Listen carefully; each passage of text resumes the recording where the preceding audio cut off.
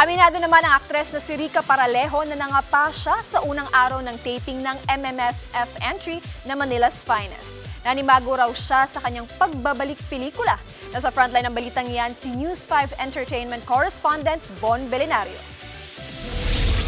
Matapos ang higit 2 dekadang hiatus, Rica Paralejo is so back sa limelight.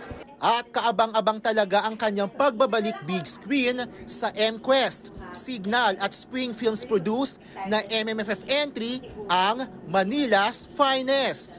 Kaya naman si Rica, aminadong nakaramdam ng pagkailang at nangaparaw sa unang araw ng filming. I really accepted this film because it wasn't going to be so demanding.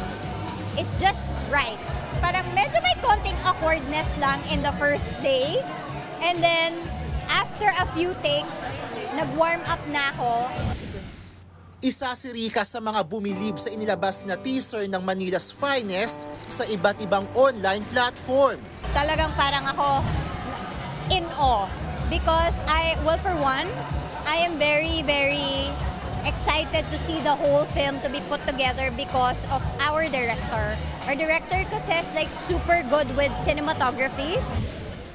Makakasama ni Rica sa Manila's Finest sina Piolo Pascual, Enrique Hill, Ashtin Olviga, Joey Marquez, Romnick Sarmenta, Dylan Menor at iba pa. Abangan na Manila's Finest ngayong Pasko sa mga sinihan nationwide.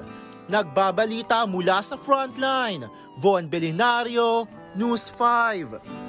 Mga kapatid, Jervy Wrightson po. Eto na nga.